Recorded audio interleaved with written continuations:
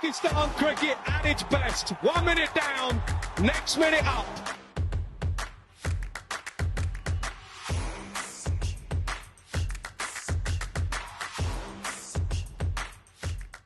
Saj Sadiq bringing you another exclusive interview for PakPassion. Delighted to be joined by a cricketer who always brings a smile to my face and no doubt smiles to faces of fans all over the world when he's playing.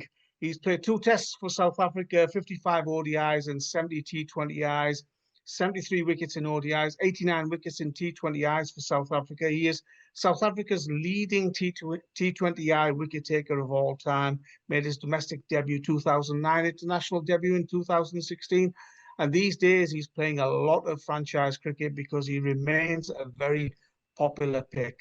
The one and only Tabraiz Shamsi. Tabraiz, very warm welcome to you, my brother. Thank you. Thanks, brother. Good to chat to you again. Tabraiz, I think first and foremost, we got to start about the World Test Championship. I know it's a competition that you weren't involved in, but what a fantastic moment for not only South African cricket, but the people of South Africa. Yeah, definitely very, very special.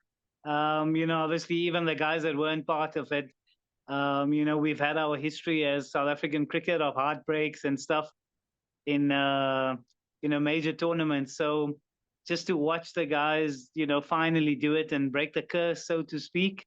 It was a really emotional moment, but, we finally done it.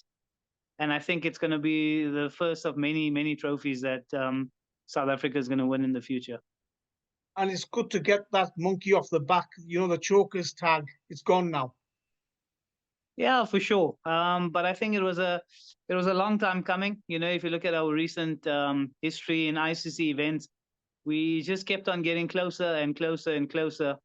We made our first final in the T20 World Cup in the previous edition. So, it was always it was going to be a matter of time. We've had world-class players in the past that have given their all.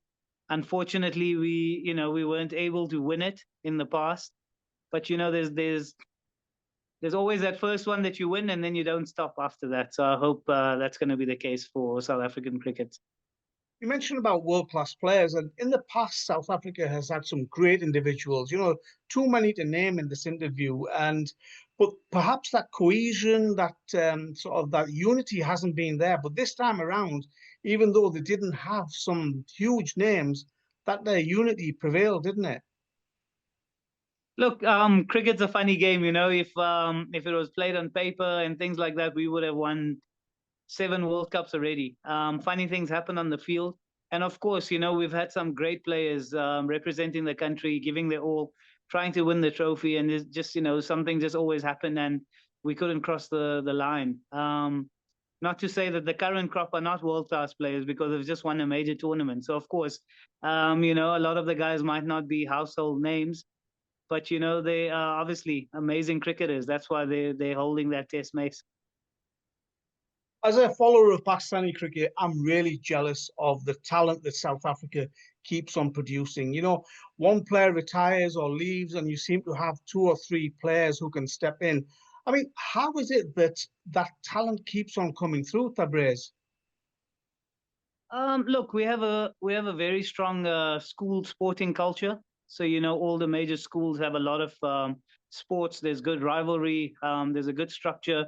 So, that sort of feeds into our cricket and rugby and all other sports, So children from a young age are competing against each other, trying to make the provincial teams, trying to make the junior level teams. And then, that just carries on. So I think a lot of that has to do with the school structure that we have. Even for me personally, the amount of cricket that I played during school cricket, that certainly helped, teach me how to deal with competition and to try and push and try and, progress in my career. So I think that, there's a lot of credit that needs to go to that. And how is the talent spotted in South Africa? Because, it's such a vast country, so many young players playing the game of cricket. How are they identified and then brought into the first-class structure? Well, look, I don't know how things happen now, but when I was at school, that's how things happen. There's club cricket, and then school sports. But for us, it's a little bit opposite to how things are done in the UK and maybe elsewhere in the world, where our school structure is the one that pushes players into provincial, which are your like your state teams, so to speak, your junior level provincial teams, and from there, your domestic first class teams would try and filter guys in. There's under 19 teams and stuff like that, and you make your way through that. And previously, when I was still coming up through the ranks, we only had 6 franchise teams, and then those franchise teams had 2 second teams, that they were in charge of. So basically, yeah, you try and do well in school cricket, in club cricket, and hopefully get an opportunity to play for the second team. And then, you try and impress in the second team and perform, and finally get an opportunity at your domestic first class team. And then, yeah, you put in performances through there, and then hopefully get selected for the A side, or the invitational teams, and then the national team. So I think the structure we had was quite strong, and you can see the steps that you need to take in order to play for the country. But now, of course, cricket's different. You have children coming from school going straight to national team and stuff like that, which is great for the game as well. In Pakistan, every time there's a change of government, the chairman comes in, the domestic structure is changed, and we start again when a new chairman comes in. So the slate is wiped clean, and it keeps on changing. In South Africa, is there a constant, a steady, a stable domestic structure? Look, recently our structure has been changed. When I was coming into the system, we had 6 franchise teams with your 2 B-sides that each franchise team had. And then that was dissolved away, and we went up to, I think, 16 first-class teams. And then there were 2, different tiers made, like, the first tier and the second tier, etc.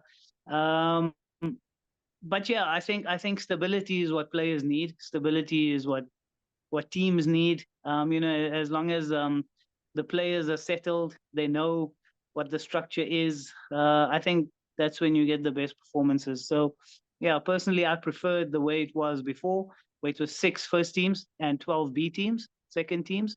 So players know that they got to fight hard to make it into those first teams. And when you made it into those first teams and jumped up to the national team, you could always count that the guys were really ready for international cricket, because the competition is so stiff. So yeah, I think stability is one thing that players ask for.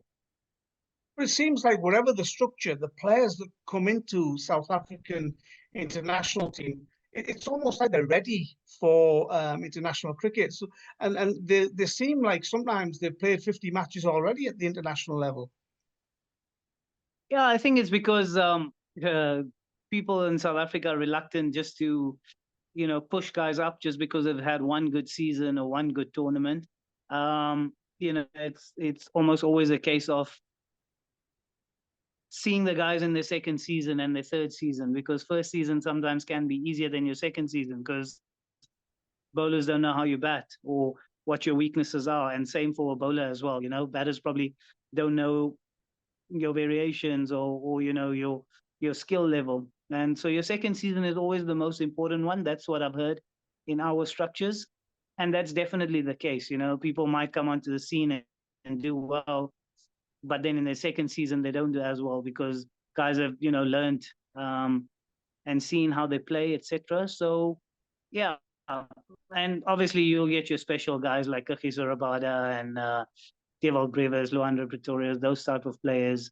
Kwena Mapaka is another one. So yeah, you'll have your odd guy that you can see from a mile away that he's special, but I think other guys, we encourage, or it is encouraged in our setups, that the guys need to perform and put in performances, and nobody jumps ahead in the queue, because there's guys that have been performing and they deserve their shot. Tell us a bit about Temba Bavuma. Many felt that he wasn't the right man to take over as the South African Test captain, but he's proved a lot of critics wrong, hasn't he? He seems like quite a tough character. Yeah, he's a little man with a big heart, and obviously he's very calm, as you see, in his demeanor and the way he speaks and the way he carries himself. with all his interactions with everyone. So yeah, he gives it a lot of thought. I'm sure captain's job is very thankless because when things are going well, everyone wants the credit, and when things aren't going well, everyone wants to have an opinion about the coach and the captain. So yeah, I can imagine there's been a lot of tough nights, sleepless nights. So I'm glad that he's gotten the reward, at the end of it. But he's somebody that obviously thinks a lot about the game. He knows how to handle himself in a change room and have the respect of the change room. And I think that's the biggest thing. And is the talent still coming through? Obviously, you are seeing some of the young players. We've seen a squad announced today for the Zimbabwe series, etc. A lot of new names. Seems like that talent pool is there, isn't it? Yeah, definitely. And the SA20 has done great things for our cricket as well. A guy like Luandro Pretorius, for example, came onto the scene, smashed it everywhere. And then you have to take a guy like that seriously, whereas normally if it was somebody doing that in domestic cricket, you might have some doubts about themselves. But I mean, a guy like that smashing international bowlers, senior international bowlers to all parts, you have to trust that there's something special there. So yeah, there's always guys putting their hands up, and if you see the guys that have been selected, it's guys that have performed and put their hand up, and that's what you want in cricket. And it's not just one game or two games. It's been over the whole season. It's been over the whole tournament. And then the guys have done it at domestic cricket after that. So yeah, people might be speaking about a guy like Luandre, but he didn't only perform in the SA20. He made his first class debut, and in his first 4-day game, he scored 100. Then in the 4-day final, he scored 100. So people might be saying, oh, he's a young boy, maybe he had a good tournament, but no, there's a lot of cricket behind the scenes. I mean, he's shown it over and over again, So yeah, I think there's a lot of talent coming through. It's just about nurturing it and giving the guys the right coaching and the right guidance, and just letting them flourish. It seems like the strongest teams around the world at the moment are the ones who nurture that talent in first-class cricket, don't prioritise just T20s or ODIs, but they make sure that their best players are playing first-class cricket and lots of it. No, you have to. You have to. How are you going to learn how to bowl if you're only bowling 24 balls, and you're constantly under pressure in T20 cricket? There's no room for you to try things. There's no room for you to experiment. You're not really learning anything in 4 overs. 4 overs is normally like a warm up in a 4-day game when when you get to the ground and it's a bowling day. And yeah, first class cricket is where you learn your cricket, even as a batter. How are you going to learn if you've got to go in there and make an impact in 15 balls or 20 balls? So yeah, I think there's no substitute for first class cricket. Even somebody like myself, I think I played 6 years or 5 years of B-side cricket before I got a regular opportunity to play first team cricket. So it teaches you a lot. Whether you're doing well, it teaches you how to dominate. And if you're not doing well, it gives you time to learn and get better. So yeah, as a batter, if you're doing well, like I say, it gives you an opportunity to score hundreds and hundreds and hundreds, because how are you going to get to international cricket and score 100 if you haven't even scored 100 in your life in domestic cricket, or 1 or 2 hundreds? How are you going to have the confidence that you're going to go out there playing for your country, and you're capable of scoring 100 against world-class bowlers? And the same for a bowler as well. If you haven't taken countless fifers in first-class cricket, how are you going to feel that confidence in international cricket when you're bowling to the best batters? If you yourself don't believe that, I have the capability of taking fifers and winning games for my team.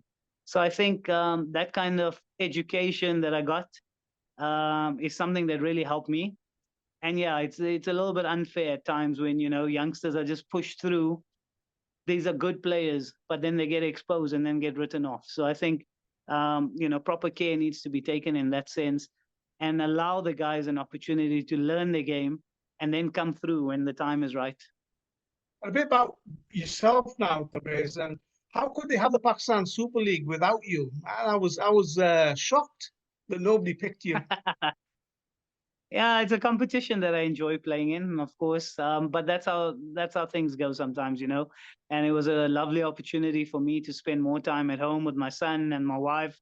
And I was just saying to my wife, I think it's probably been about 17 or 18 years since I haven't bowled a ball for such a duration, you know, a long duration, which is also good because I think the last time I can think of is when I was at school, when I had such a long break, you know, between my bowling sessions and things. So it was nice to be away from the game, and it gets you excited as well But now you're ready for the next upcoming to play tournaments, when you come aren't back. you? Yeah, I mean, there's obviously a lot of cricket coming up now, and you know, you'll be ready for the next T20 tournament, I guess. Yeah, definitely. You know, there's a Guyana Super League that's starting on the 10th or the 8th next month. So yeah, I've just been training for that, trying to make sure that, you know, I get prepared in the best way possible, and then, you know, try and do my best for the team there, and try and win another trophy. And what after the T20 tournament, Tabraiz, what's coming up next? What's on the radar? Yeah, so I've got the Guyana Super League that's taking place in Guyana, and then the month after that, it's the Caribbean Premier League, which I'll be going to. Be playing for St. Lucia Kings. So yeah, that will be good fun. You know, CPL is one tournament that I really enjoy playing in. People love their cricket. They love to express themselves. They love the celebrations, and you know, it's just a tournament that as a cricketer, you just feel happy when you play there. The people of the Caribbean, you know, just the vibe that they bring, and yeah, just the energy around the game is something that pumps me up personally, and I'm really looking forward to, you know, going back to the CPL, and yeah, trying my best to help the team win. You mentioned celebrations. I think we're due a new one now, Tabraiz, from yourself. We'll see how it goes. You know, I've got to take wickets. I've got to help my team win. I think I've mellowed down a bit since I've become a father. So yeah, we'll see. We'll see what's next. And the T20 World Cup, I mean, I mentioned before that obviously they've chosen some youngsters. The selectors have chosen some youngsters for the series against Zimbabwe. But you know that T20 World Cup must be on your mind as well as a tournament that you want to take part in. Yeah, definitely. Of course. You know, that's something that will always be a priority, playing for the country. I'm fully available. I'm fully invested in playing for the Proteas. And that will always be my priority as long as I'm playing cricket. So, you know, the leagues can come and go. That's fine. But yeah, if the country needs me, I'll always be available. That will be first priority.